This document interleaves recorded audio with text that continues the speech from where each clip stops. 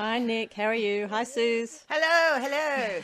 Suze, what are two glamorous rock chicks doing in the children's book business? Look, escaping. Yeah, I'd agree with that. We're just being we're going into the Beatrix Potter zone. It all started, a couple of decades ago, Suze? What did we work out? Yeah, I think I was just looking at the credits here because Alice, my daughter, would have been very small, she's about to turn 21, I'd say about 20 years ago. Yes, I've got your dedication in front of me to our little adventurers, Alice, Ivy, Oliver and Harmony. Yeah.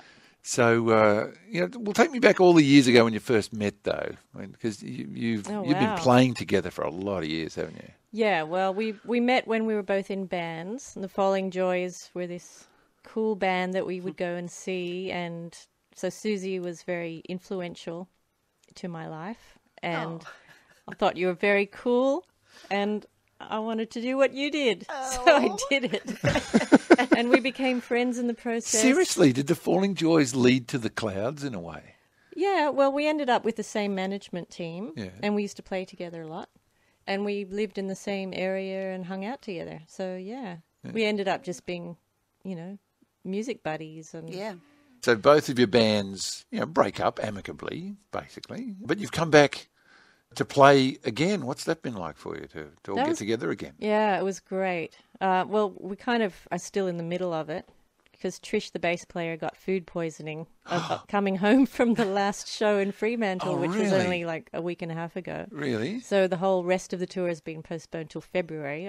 I'll give you those dates. But yes, please. But anyway, it was going really well, wasn't it, Suze? It was really fun. Until that moment. Yeah. Well, another dodgy Chico roll on the road. Is that what's happened? It was the beef. Let's not start about the beef. Okay. But anyway, it's so been going well. Just musically speaking, what's that been like? It must be a different atmosphere backstage and on stage compared to 20 years ago.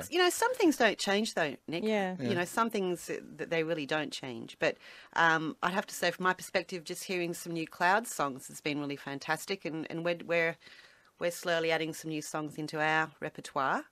But well, what's it like being the rock goddess for your kids watching on? They don't seem to see it that way, do they?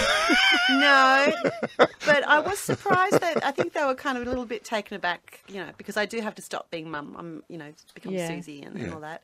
And I do like to rock out. I do get caught up in it. But they're not too bad. I mean, that might change, but no. I think they're very proud, really. I think they are too. Would they pretend to be embarrassed and, mum's just so shocking, but they're secretly really proud? No, no, they're proud. You can tell. I suppose, with their peers and things, there aren't many other mums like Jodi and I that actually get up and with guitars and write songs and play in a rock band. Yeah. So there is that. I would be very proud if I was one of your kids, let me tell you. So are you writing this for what, potential grandchildren? Is that the aim? No, who do you think of when you write this? Well, Susie, you wrote the story, so we said 20 years ago? Yeah, and, I was driving, I lived just past Yass, and I was just driving and trying to think, where did that idea come from? And I'm not sure if it was a dream. I think I like the sound of the Pinkin Winkin Wolly Woo. It was kind of musical.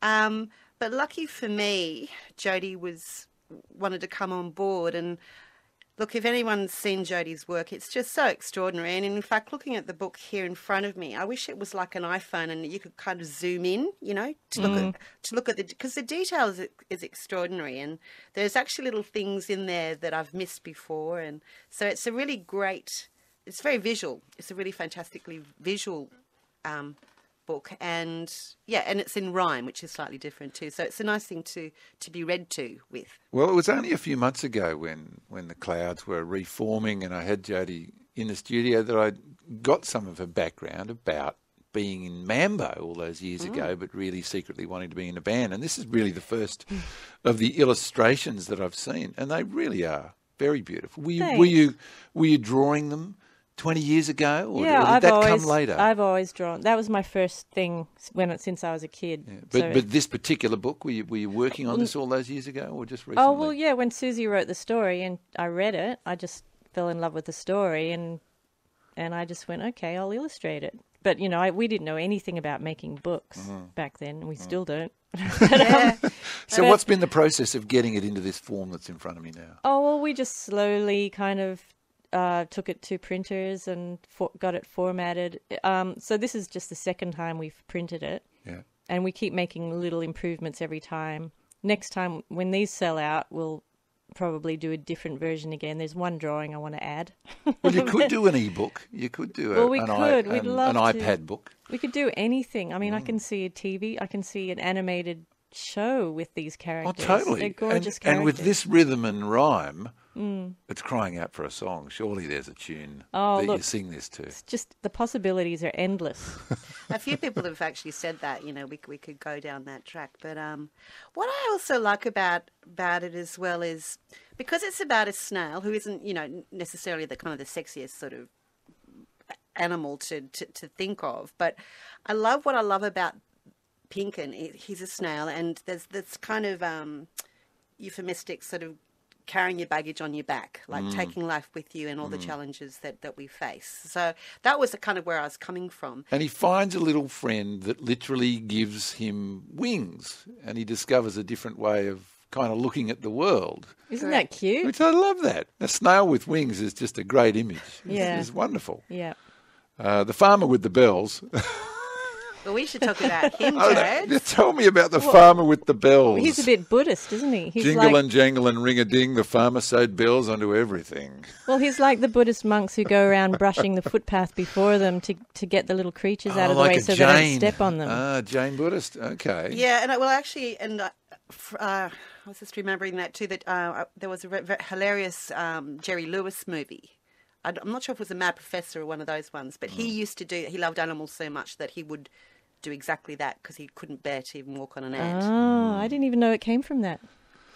Wow. So how's it gone so far? In a second printing, do I take that as evidence of huge success? God. You're up there with Mem Fox. It's charting in New York.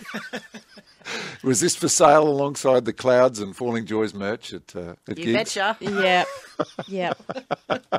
So all of your fans with small children like me. That's right. I'm very pleased the Bee's playing the trombone. So the more trombones for us daggy trombone players are out there, I'm happy. So are there more in the works? Do we have to wait another 20 years? Well, we'd love to do more. It's just, finding the time to do all the stuff you want to do. I mean, if we sell all of these, then yes, maybe we will. I don't know. Suze, you got some more? I mean, it's easy to adapt the character. It's just to keep going. I mean, he could have just so many adventures. He could, and I'm looking at Alf, the farmer here, and we did actually base him. Do you remember the band called the Johnnies, Nick? Oh, yeah. There's going to be a showdown. That's them. Well, this is actually based on Slim, who's a very dear friend of ours, and he came to stay at Mount Victoria for one night and ended up staying 5 years. So he became part of the furniture, and so Jodi very cleverly, that's Slim as a farmer. That is sweet. Yeah. That's really cute.